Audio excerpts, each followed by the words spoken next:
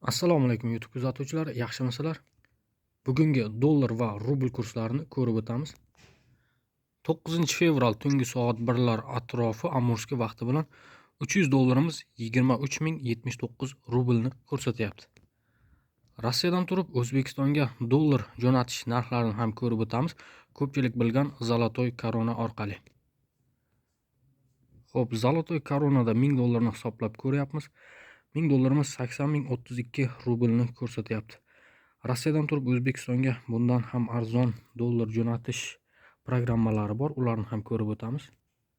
Yana bir prilojeniyamizda 100 dollarni hisoblab ko'ryapman. Bu yerda 8012 rublga 100 dollar jo'natishingiz mumkin.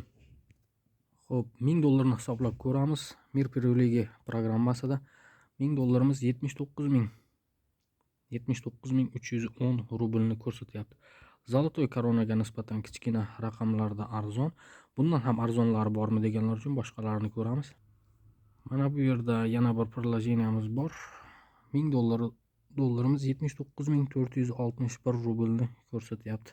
Rossiyadan turib jo'natish narxi. Eng arzon ko'rib turganimizdek mana bu programmada bo'lyapti. 1000 dollarda 78.168 rublga ko'rsatyapti. Bu yaxshi ko'rsatkich. Ko'pchilikda savol tug'ilyapti, dollar kursi nima bo'ladi, tushishda davom etadimi yoki ko'tarilib ketadimi deganlar uchun grafik bo'yicha ko'rib o'tamiz.